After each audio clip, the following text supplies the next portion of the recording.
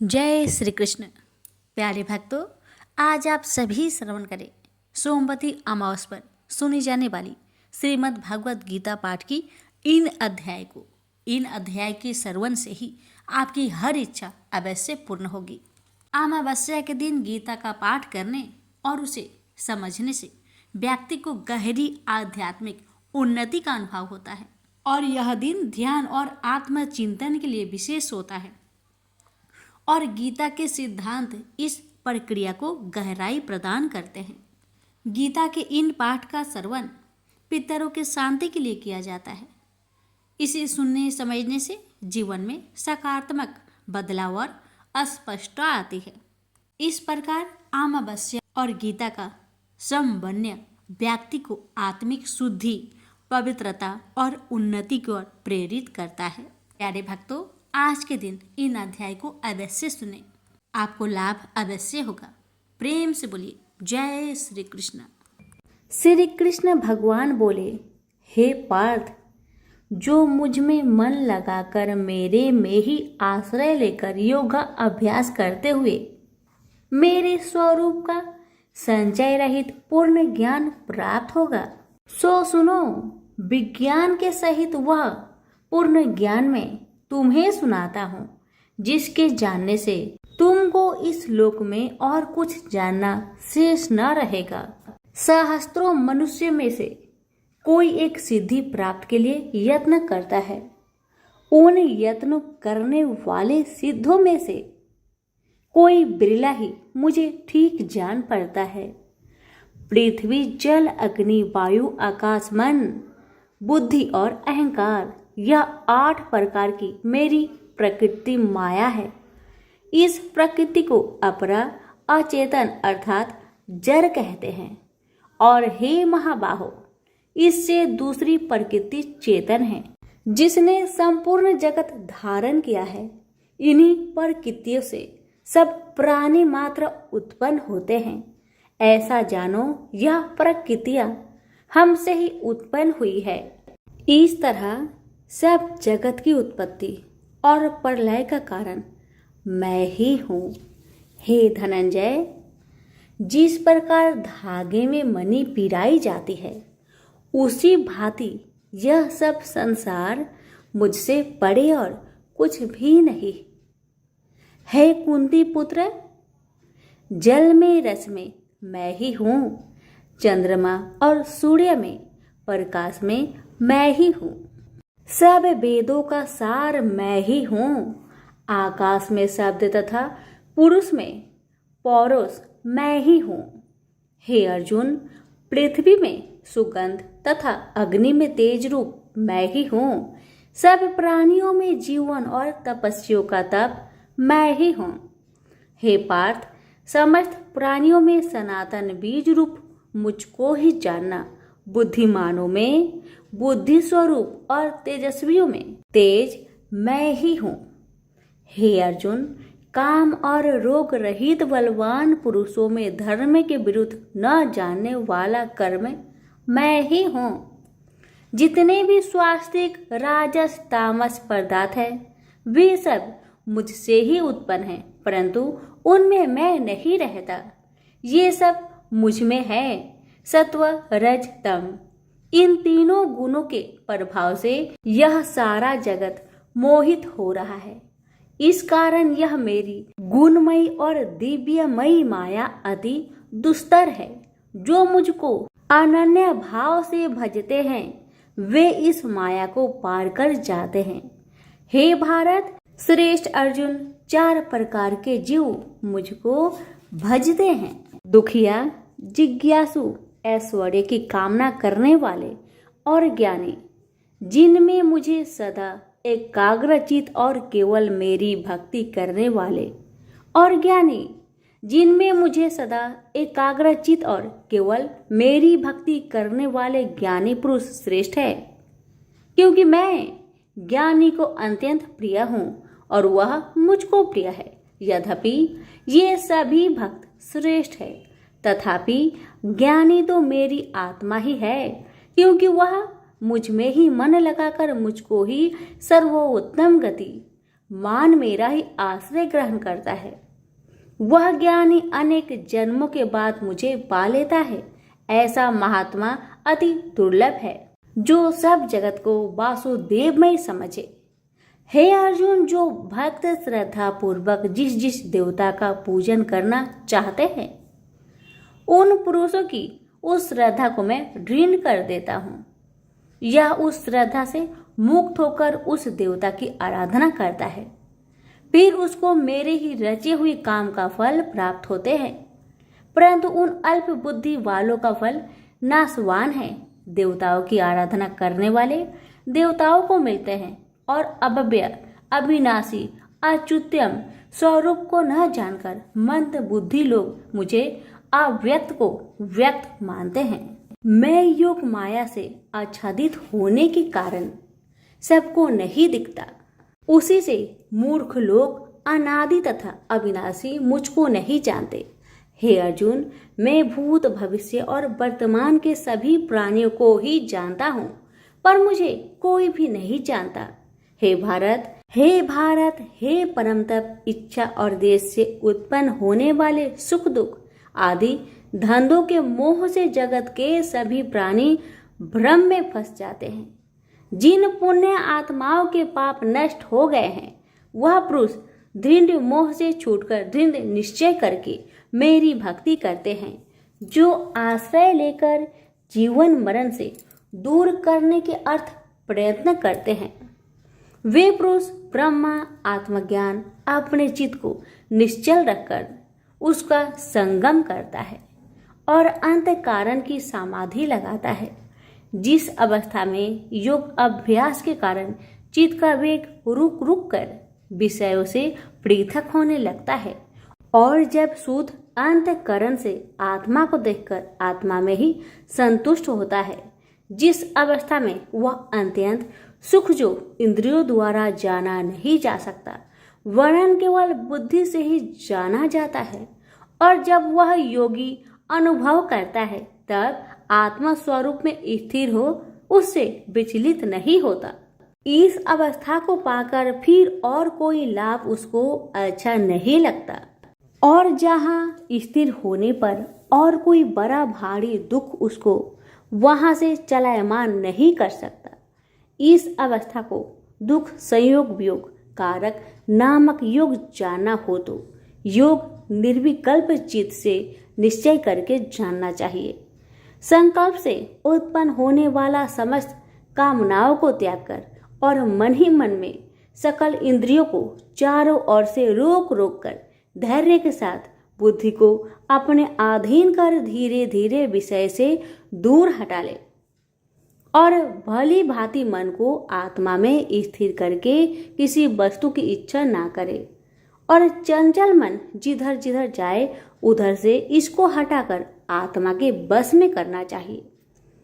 इस प्रकार शांति चित्त तथा रजोगुण से रहित निष्पाप तथा ब्रह्म स्वरूप योगी को उत्तम सुख प्राप्त होता है। इस रीति से निरंतर योगाभ्यास करने वाला योगी समस्त पापों से छूटकर सहज ही उस परम सुख को पा लेता है जो ब्रह्म के संयोग से प्राप्त होता है। जिसका मन योग में स्थिर हो गया है उसकी दृष्टि भी सर्वत्र समान हो जाती है और वह सब प्राणियों में अपने को और अपने में सब प्राणियों को देखता है, जो सब प्राणियों में मुझको और मुझ में सब प्राणियों को देखता है। मैं उससे अलग नहीं रहता और मुझसे वह अलग नहीं रहता। जो अभेद भाव से रहता है, सब प्राणियों में स्थिर हो मेरा मनन करता है, वह योगी चाहे जिस अवस्था में रहे मुझ में मिल जाता है। हे अर्जुन, जो समस्त प्राणियों के दुख सुख के समान समझता है और सबको समान देखता है, वही श्रेष्ठ योगी है। अर्जुन बोले, हे मधुसूदन, आपने जो योग बताया कि सबको अपने ही समान देखे, सो मन के चंचल होने के कारण मैं उसको अपने में दृढ़ स्थिर नहीं देखता हूँ। हे श्री कृष्ण, यह चंचल मन बड़ा ही हठी पराक्रमी और दृढ़ है। इसको अपने अधीन रखना तो मुझे वायु को बांध रखने के समान ही प्रतीत होता है। श्री कृष्ण भगवान ने कहा, हे महाबाहो, इसमें संदेह की मन अति चंचल है। तो भी हे कुंती पुत्र, अभ्यास और वैराग्य से इसे बस में किया जा सकता है। जिसका मन बस में नहीं, उसको योग अति दुर्लभ है। अर्जुन ने कहा, हे श्री कृष्ण, जिसमें श्रद्धा तो है पर योग प्राप्त करने में सफल नहीं हुआ है और जिसका चित्त योग से विचलित हो गया है, वह योग सिद्धि न पाने से किस गति को प्राप्त होता है? श्री कृष्ण बोले, हे अर्जुन, उसका यहाँ नाश नहीं होगा पर परलोक में भी नहीं होगा, क्योंकि उत्तम कर्म करने वाले किसी मनुष्य की दुर्गति नहीं होती। वह योग में असफल मनुष्य बहुत दिनों तक पुण्यवानों को प्राप्त होने वाले लोकों में वास करता है और फिर वहां से किसी पवित्र और धनवान मनुष्य घर में आकर जन्म लेता है। इस प्रकार का जन्म पाना भी इस लोक में बड़ा दुर्लभ है। हे कुरुनंदन, यह योगियों के बस में जन्म लेकर पूर्व जन्म की बुद्धि संस्कार अर्थात आत्मज्ञान को पाता है और उससे अधिक सिद्धि के लिए यत्न करता हूँ। पूर्व जन्म में किए योग अभ्यास के बल में अनेक विघ्नों को पड़ने पर भी यह मोक्ष को प्राप्त होता है। योग की केवल इच्छा ही हो तो पुरुष शब्द ब्रह्म के परे जा पहुंचता है। जो बड़े परिश्रम और यत्न से योग अभ्यास करता है, वह पापों से छूट मोक्ष को पाता है। बड़े तपस्वियों से योगी श्रेष्ठ है। जो शुद्ध होकर अनेक जन्मों में परिश्रम करके सफल होता है और ज्ञानियों से भी योगी श्रेष्ठ है। इसलिए हे अर्जुन, तुम योगी बनो। केवल मुझ में ही मन लगाकर योग प्राप्ति के लिए जो मेरा भजन करता है, उसको समस्त योगियों के मध्य से मैंने अत्यंत श्रेष्ठ माना है। प्रेम से बोलिए श्री कृष्ण भगवान की जय। अब सुनिए श्रीमद् भगवत गीता पाठ अध्याय 7 की महात्म्य। भगवान शिव कहते हैं, हे पार्वती, अब मैं 7वें अध्याय का महात्म्य बतलाता हूँ, जिसे सुनकर कानों में अमृत राशि भर जाती है। पाटलिपुत्र नामक एक दुर्गम नगर है, जिसका गोपुर बहुत ही ऊंचा है। उस नगर में शंकुकर्ण नामक एक ब्राह्मण रहता था। उसने वेश्यावृत्ति का आश्रय लेकर बहुत धन कमाया, किंतु ना तो कभी पितरों का तर्पण किया और न देवताओं का पूजन ही। वह धनोपार्जन में तत्पर होकर राजाओं को ही भोज दिया करता था।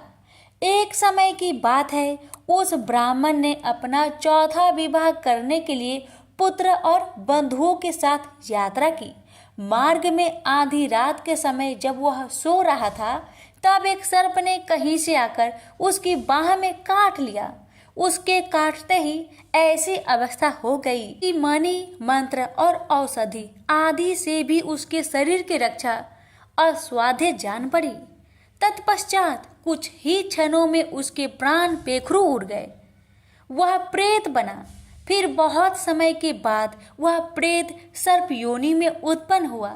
उसका बीत धन की वासना में बंधा था। उसने पूर्व वृत्तांत को स्मरण करके सोचा, मैंने घर के बाहर करोड़ों की संख्या में अपना जो धन गार रखा है, उससे इन पुत्रों को वंचित करके स्वयं ही उसकी रक्षा करूंगा। सांप की योनि से पीड़ित होकर पिता ने एक दिव्य सपना में अपने पुत्र के समक्ष आकर अपना मनोभाव बताया। तब उसके पुत्र ने सवेरे उठकर बड़े विस्मय के साथ एक दूसरे से सपने की बातें कही। उनमें से झंझला पुत्र कुदाल हाथ में लिए घर से निकला और जहां उसके पिता सर्प योनि धारण करके रहते थे, उस स्थान पर गया। यद्यपि उसे धन के स्थान पर ठीक ठीक पता नहीं था, तो भी उसने जीहो से उसका ठीक निश्चय कर लिया और लोभ बुद्धि से वहां पहुंचकर बाबी को खोदना आरंभ किया। तब उस बाबी से बड़ा भयानक सांप प्रकट हुआ और बोला, ओ मूर्ख, तू कौन है? किस लिए यहाँ आया है? यह बिल क्यों खोद रहा है? किसने तुझे भेजा है? ये सारी बातें मेरे सामने बता। पुत्र बोला, पिताजी, आपकी मुक्ति कैसे होगी? इसका उपाय मुझे बतलाइए, क्योंकि मैं इतनी रात को सब लोगों को छोड़कर आपके पास आया हूँ। पिता बोले, बेटा, गीता के अमृतमय सप्तम अध्याय को छोड़कर मुझे मुक्त करने में तीर्थ, दान, तप और यज्ञ भी सर्वथा समर्थ नहीं है। केवल गीता का 7वां अध्याय ही प्राणियों के जरा मृत्यु आदि दुखों को दूर करने वाला है। पुत्र, मेरे श्राद्ध के दिन गीता के 7वें अध्याय का पाठ करने वाले ब्राह्मण को श्रद्धा पूर्वक भोजन कराओ। इससे निसंदेह मेरी मुक्ति हो जाएगी। बस अपनी शक्ति के अनुसार पूर्ण श्रद्धा के साथ निर्वर्षी और वेद विद्या में प्रवीण अन्य प्राणी को भी भोजन कराना। सर्प योनि में पड़े हुए पिता के यह वचन सुनकर सभी पुत्र ने उनकी आज्ञा अनुसार तथा उससे भी अधिक किया। अब शंकुकर ने अपने सर्प शरीर को त्याग कर दिव्य देह धारण किया और सारा धन पुत्रों के अधीन कर दिया। पिता ने करोड़ों की संख्या में जो धन उनमें बांट दिया था, उससे वे पुत्र बहुत प्रसन्न हुए। उनकी बुद्धि धर्म में लगने लगी थी, इसलिए उन्होंने बावली, कुआं, पोखरा, यज्ञ तथा देव मंदिर के लिए उस धन का उपयोग किया और अन्य शाला भी बनवाए। तत्पश्चात 7वें अध्याय का सदा जप करते हुए उन्होंने मोक्ष प्राप्त किया। हे पार्वती, यह तुम्हें 7वां अध्याय का महात्म्य बतलाया, जिसके श्रवण मात्र से मानव सब पातकों से मुक्त हो जाता है। प्रेम से बोलिए उमापति शंकर भगवान की जय। वीडियो को लाइक शेयर करना ना भूले। धन्यवाद।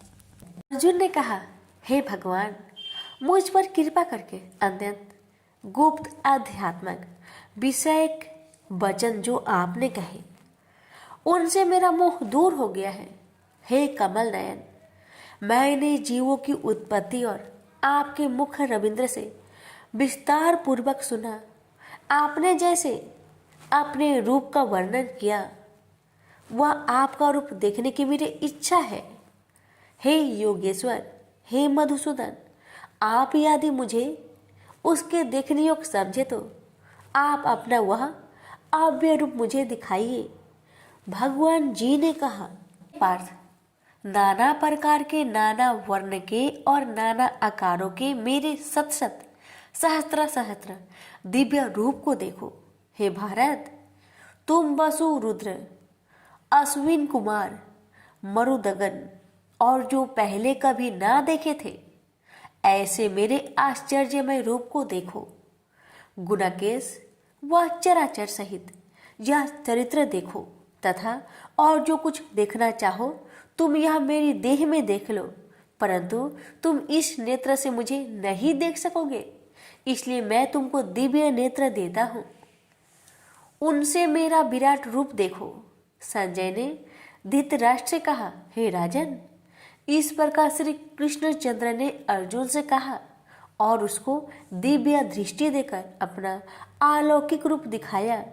उस विश्व रूप के अनेक मुख तथा अनेक नेत्र थे, उसमें अनेक अद्भुत दृश्य थे और उसमें अनेक सुंदर सुंदर आभूषण तथा दिव्य आयुधियों से सुसज्जित थे। देह पर दिव्य पुष्प, दिव्य वस्त्र थे, दिव्य गंध देह पर लगे थे। उस समस्त आश्चर्य युक्त अनेक देव के सब और मुख दिखाई देते थे। आकाश में हजारों सूर्य की प्रभा एक साथ हो तो भी उस महात्मा की प्रभा की समानता न कर सकेगी। उस समय अर्जुन ने देवादि देव के शरीर में अनेक प्रकार से विमल इस समस्त जगत को एकत्रित देखा। अर्जुन आश्चर्य से चकित हो गया और उसका शरीर रोमांचित हो गया। उसने सिर नवाकर हाथ जोड़कर, हे देव, आपकी इस देह में सब देह भिन्न प्राणियों के समुदाय कमलासन पर बैठे हुए देवताओं के इस ब्रह्म संपूर्ण ऋषि और दिव्य सर्प को मैं देखता हूँ। हे विश्वेश्वर, तुम्हारे अनेक भुजा, अनेक उदर, अनेक मुख, अनेक नेत्र है, अतः आपका रूप अनंत है। आपके अंत तथा आदि को मैं नहीं देखता, किंतु समस्त मैं आपका ही रूप देखता हूँ। आपको किरीट युक्त गदा चक्र धारे, चारों ओर से दिव्य पैमान, तीजो राशि सर्वत्र चमकते हुए अग्नि सूर्य की भांति प्रकाशवान दुर्भिक्षिक और अपरंपार देख रहा हूँ। मेरे मन से आप ही ब्रह्मा जानने की वस्तु, विश्व का महान आधार, नित्य सनातन धर्म के रक्षक, पुराण पुरुष हो। मैं आपको आदि मध्य तथा अंत रहित अनंत शक्ति, अनंत भुजा, चंद्र सूर्य है। नेत्र जिसके कांतिमान अग्नि के सदृश्य मुख वाला अपने तेज से इस संपूर्ण संसार को तपाते हुए देख रहा हूँ। हे महात्मन, पृथ्वी एवं आकाश के मध्य का वह अंत पूर्ण दिशाओं में आपसे ही व्याप्त हो रही है। आपका यह अद्भुत तथा उग्र रूप से लोक व्यतीत हो रहे हैं। यह देखा कि देवताओं के समूह तुम्हारी शरण आ रहे हैं। उनमें कितने ही भयभीत होकर हाथ जोड़कर तुम्हारी प्रार्थना करते हैं। महर्षियों और सिद्धों का समूह स्वास्तिक कहकर नाना प्रकार से की प्रशंसा कर रहा है। रुद्र, आदित्य, वसु, साध्य, विश्वदेव, अश्वनी, मारुत, पिता, गंधर्व, यक्ष, असुर, सिद्ध इनके संग विस्मित होकर आपकी ओर टटकी लगाकर देख रहे हैं। हे महाबाहो, अनेक नेत्र, अनेक बाहु, अनेक जांघ, अनेक पैर, अनेक पेट, कराल दंत युक्त आपका यह विशाल रूप देखकर सब अत्यंत भयभीत हो रहे हैं और मैं भी घबरा रहा हूँ। आकाश तक पहुँचते हुए आपके प्रकाश के अनेक वर्षों से फैलाए हुए अग्नि जलने वाला मुख, विशाल नेत्र युक्त आपको देखकर हे विष्णु, मेरा जी घबरा रहा है। मुझसे धैर्य नहीं रहा जाता तथा चित्त स्थिर नहीं होता है। हे देवेश, हे जगनिवास, इस भयंकर दाढ़ वाले इस कालगिन के सदृश आपके मुखों को देखकर मुझे दिशाएं नहीं सूझती। मैं शांति नहीं पाता। मुझ पर दया करे हे प्रभु। धृतराष्ट्र के दुर्योधनादिक पुत्र अपने साथ अनेक राजाओं सहित तथा भीष्म, द्रोण, कर्ण हमारी ओर के मुख्य मुख्य योद्धा बड़ी बड़ी दाढ़ों से युक्त आपके विकराल मुख में शीघ्रता से प्रवेश कर रहे हैं तथा उनसे आपके ही लोग आपके दांतों में दबकर ऐसे दिखाई देते हैं मानो उनका शरीर चूर्ण हो गया है। ऐसे नदियों की अनेक धाराएं जब समुद्र की ओर बहती है, वैसे ही ये मनुष्य लोक के वीर आपके प्रज्वलित मुखों में प्रवेश कर रहे हैं। ऐसे अग्नि में पतंग गिरते हैं, वैसे ही ये लोग भी आपके नाश के लिए आपके मुख में बड़ी तेजी में प्रवेश कर रहे हैं। हे विष्णु, जलते हुए मुखों के चारों ओर से सब वीरों को निगलकर आप होठ चाट रहे हैं। आपके तीक्ष्ण प्रभाएं समस्त संसार को तेज से व्याप्त कर रही है। यह भयानक रूपधारी कौन है? यह मुझसे कहो। हे देवेश्वर, आपको नमस्कार है। मुझ पर प्रसन्न होइए। हे जगकर्ता, आदि पुरुष, आपको जानने की मैं इच्छा रखता हूँ, क्योंकि आप ही यह प्रकृति मेरी समझ में नहीं आती। श्री भगवान बोले, संसार का नाश करने वाला मैं उग्र काल हूँ। समस्त जनों का संहार करने के लिए आया हूँ।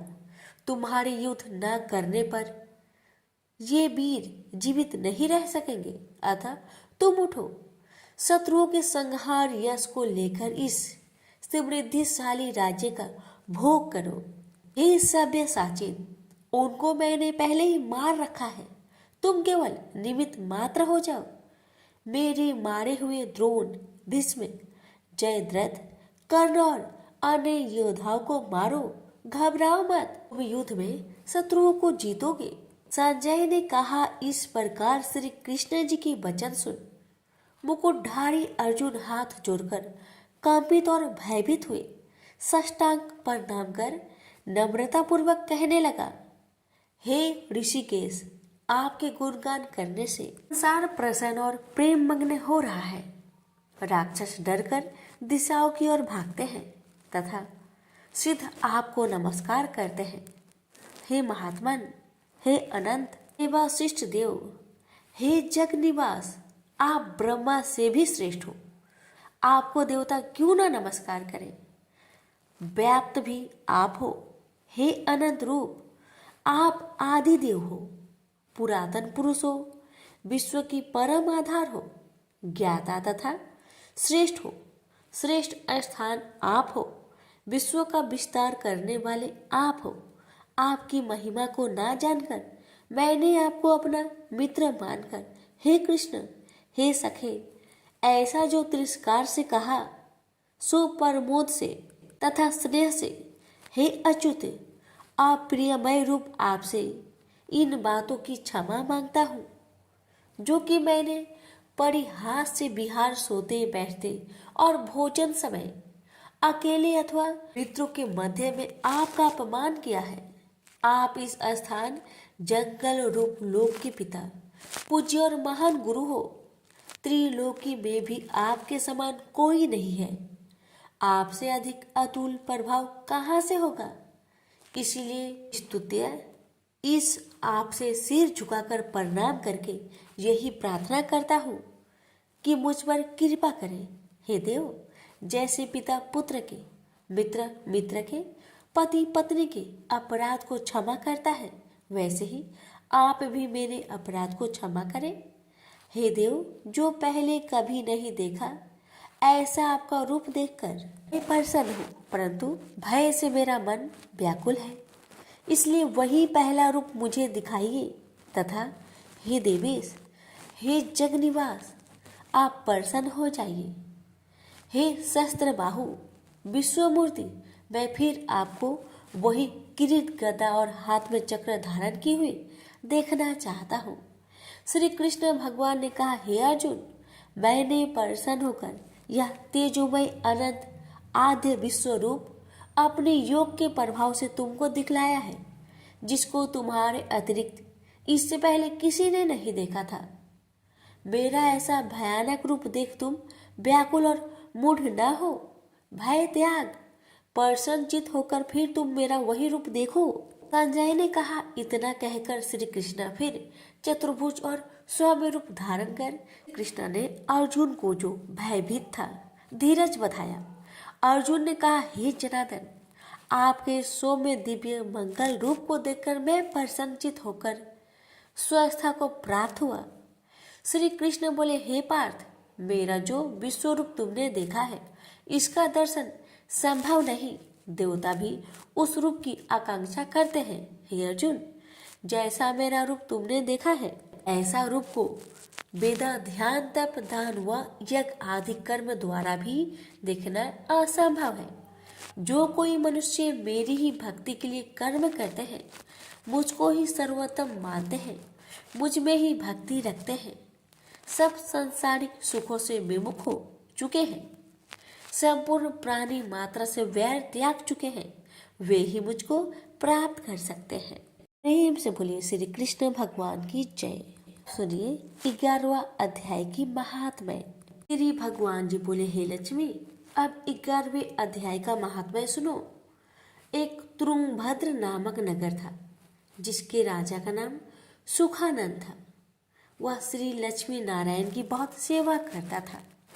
वहाँ एक ब्राह्मण बड़ा धनवान, विद्वान एवं पंडित भी रहता था। उस ब्राह्मण का नियम था, वह नित्य श्री गीता जी के 11वें अध्याय का पाठ करता था। ऐसे ही सेवा करते करते बहुत काल व्यतीत हुआ। एक दिन राजा घर को गया। उस दिन बहुत से अजित देशांतर फिरते फिरते उस नगर को आए। अतिथों ने राजा से जगह मांगी। राजा ने बड़ी हवेली खुलवा दी। वहां अतिथि उतरे। राजा ने सीधा दिलवाया। रसोई पाकर अतिथि बड़े प्रसन्न हुए और अमृत तुल्य वचन बोले। राजा उनके दर्शन को गया। राजा का बेटा भी साथ था और कई भृत्य भी साथ थे। राजा उस हवेली में गया जहाँ महंत ठहरा हुआ था। उसके साथ राजा बातचीत करने लगा और राजा का पुत्र खेलने लगा। वहाँ एक प्रेत रहता था। उस प्रेत ने राजा के पुत्र को मार डाला। चाकरों ने राजा को खबर दी। राजा यद्यपि सेवा व कथा श्रवण करता था, परंतु पुत्र के मोह से राजा के मन में दुर्बुद्धि आ गई। राजा बोले, हे संत जी, आपका दर्शन आपको बहुत फला है। एक पुत्र था, वह भी प्रेत ने मार दिया। तब संत बोले, हे राजन, चलो देखो कहाँ है तेरा पुत्र। राजा, ब्राह्मण, महंत सभी वहां आए जहां राजकुमार मरा पड़ा था। तब ब्राह्मण ने कहा, अरे प्रेत, तू उस लड़के पर कृपा दृष्टि कर जिससे यह लड़का जी उठे, और मैं तुझे गीता जी की 11वें अध्याय का पाठ सुनाता हूँ, तू उसे श्रवण कर, इससे तेरा कल्याण होगा। अब तू पिछले जन्म की बात कह। तब प्रेत बोला, मैं पूर्व जन्म में ब्राह्मण था, इस ग्राम के बाहर हल जोतता था। वहां एक दुर्बल वृक्ष आया था, उस खेत में गिर पड़ा। उसके शरीर से रुधिर निकला। तब एक चील ने उसका मांस नोच खाया। मैं बैठा देखता था, मेरे मन में दया न आई जो वृक्ष को चील से छुड़ा दूं। इतने में एक और वृक्ष आया। उसने यह देख मुझसे कहा, अरे हल जोतने वाला वृक्ष, ये काम चांडाल जैसे है। अरे निर्दयी, तेरे खेत के पास वृक्ष का मांस चील नोच खाती है, और तू आंखों से अंधा है जो उसे छुड़ाता नहीं, सो मेरे श्राप से प्रेत योनि को पाएगा। तब मैंने उसके चरण पकड़कर कहा, मेरा उद्धार कैसे होगा? उस वृक्ष ने कहा, जब तुमको कोई गीता जी के 11वें अध्याय का पाठ सुनाएगा तब तेरा उद्धार होगा। प्रेत अपनी कथा कह चुका था। तब वृक्ष ने राजा से कहा, इसका उद्धार करिए और बेटे को जीवित कराइए। तब वृक्ष ने गीता जी के 11वें अध्याय का पाठ सुनाया और प्रेत पर जल छिड़का, जिससे प्रेत ने ऊधम देह से छूटकर देव देही पाई और राजा का पुत्र भी सजीव हुआ। प्रेत देही में श्याम सुंदर चतुर्भुज रूप हो गया। स्वर्ग से विमान आए, उसमें बैठकर वह प्रेत स्वर्ग को गया। राजा का पुत्र भी गीता के 11वें अध्याय का पाठ सुनने से श्री नारायण का भक्त हुआ। तब उस ब्राह्मण से राजा ने भी गीता के 11वें अध्याय का पाठ श्रवण किया। इस प्रकार वह राजा परम गति का अधिकारी हुआ। प्रेम से बोलिए लक्ष्मी नारायण की जय। भगवान बोले, हे लक्ष्मी, संसार अश्वत्थ पीपल के समान है, जिसकी पुरुष रूप जड़ ऊपर है, चराचर शाखा नीचे है। वेद इसके पत्ते हैं, जो यह जानता है वही वेद का ज्ञाता है। इसकी शाखा ऊपर नीचे फैली हुई है। सत्य, रज, तम और गुण इसकी रज वाहिनी नसें हैं, जिनसे इनका पालन होता है। शब्द रूप इनकी डालियां हैं। वह पीछे कर्म रूप में प्रकट होने वाली इसकी जड़ नीचे मनुष्य लोक में और भी नीचे तक चली गई है। और अश्वत्थ का यह रूप इसका आदि अंत और आकार संसारी प्राणी के ध्यान में नहीं आता, तथापि इसकी जड़ गहरी है। ऐसे इस पीपल का वैराग्य रूप ढींड शास्त्र से काटकर वह स्थान ढूंढना चाहिए जहां फिर से लौटना नहीं पड़ता, और साथ ही यह विचारना चाहिए कि जिसमें वह पुरातन प्रवृत्ति उत्पन्न हुई है, मैं उसी आदि पुरुष की शरण हूँ। अहंकार और मोह रहित, संग दोष को जीतने वाले, आत्मज्ञान से निरत, सब कामनाओं से दूर, सुख दुख नामक दंड पदार्थों से युक्त ऐसे ज्ञानी पुरुष शाश्वत पद को पाते हैं। जैसे सूर्य, चंद्र या अग्नि प्रकाशित नहीं करते, वहां मेरा परम धाम है, वहां जाकर लौटना नहीं होता। मेरा सनातन अंश इस जीव लोक में जीव का रूप धरकर प्रकृति में स्थिर है। पांचों इंद्रियों और छठे मन को उससे छुड़ाता है, जैसे वायु पुष्प आदि की गंध को दूसरे स्थान में ले जाती है। इसी प्रकार यह देह स्वामी शरीर धारण करने के बाद जब उसका परित्याग करता है, तब इंद्रियों और मन को साथ ले जाता है।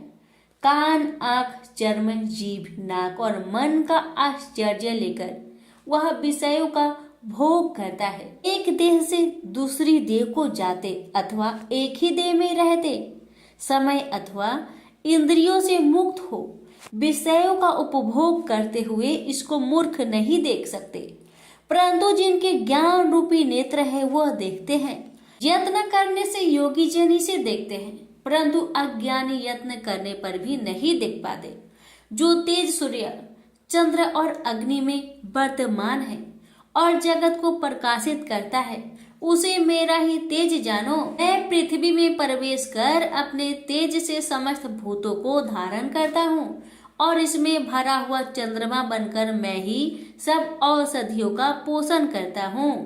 मैं जठर अग्नि होकर सब प्राणियों की देह में प्रविष्ट हूँ और प्राण वायु अपान वायु से संयुक्त होकर चारों प्रकार भक्ष्य, भोज्य, चोष्य, लेह से भोजन किए हुए प्राणियों के अन्न को पचाता हूँ। संसार में क्षर और अक्षर दो पुरुष है। जितने नाशवान प्राणी हैं वो क्षर कहलाते हैं और स्थिर चैतन्य को अक्षर कहते हैं। मैं अक्षर और क्षर में उत्कृष्ट हूँ। इसी कारण से लोक और वेद में जो पुरुषोत्तम के रूप को जानता है वह सब कुछ जानता है और सर्व भाव से मेरा ही स्मरण करता है। प्रेम से बोलिए श्री कृष्ण भगवान की जय। सुनिए 15वें अध्याय का महात्म्य। उत्तर प्रदेश में एक नरसिंह नामक राजा था और सुभंग नामक मंत्री था। राजा को मंत्री पर बड़ा भरोसा था। मंत्री के मन में कपट था। मंत्री चाहता था राजा को मारकर यह राज्य मैं ही करूं। इस तरह कुछ काल व्यतीत हुआ। एक दिन राजा नौकर चाकरों सहित सो रहा था। तब मंत्री राजा को सारे नौकरों सहित मारकर राज्य करने लगा। कुछ काल व्यतीत हुआ, तब वह भी मर गया। धर्मराज के पास दूध बांध कर ले गए। धर्मराज बोला, हे यमदूतो, यह बड़ा पापी है, इसको नरक में डालो। हे लक्ष्मी, इस प्रकार कई नरक भोगकर धर्मराज की आज्ञा से घोड़े की योनि में आया। सिंघल द्वीप में जन्मते घोड़ा हुआ। एक सौदागर ने बहुत से घोड़े को मोल लिया और वह घोड़ा खरीदकर अपने देश को चला। चलते चलते अपने देश में आया। तब वहां के राजा ने सुना कि अमुक सौदागर बहुत से घोड़े ले आया है। तब राजा ने उसे बुलाया और कई घोड़े खरीदे। उस घोड़े को भी खरीदा। जब उस घोड़े ने राजा को देख उसने सिर फेर लिया। यह देख राजा बोला, क्या बात है जो घोड़े ने सिर फेरा है? राजा ने पंडित को बुलाकर पूछा कि इस घोड़े ने हमें देखकर सिर क्यों फेरा, इसका क्या कारण है? पंडित ने कहा, राजन, इस घोड़े ने तुमको सिर नवाया है। राजा ने कहा, यह बात नहीं है। कई दिन पीछे राजा शिकार खेलने को उसी घोड़े पर सवारी करके गया। वह घोड़ा बहुत तेज चलता था। राजा शिकार खेलता खेलता बहुत दूर चला गया। उसी दिन राजा ने जाते ही शिकार मारा। राजा बहुत प्रसन्न हुआ। दोपहरी की गर्मी के कारण राजा को प्यास लगी।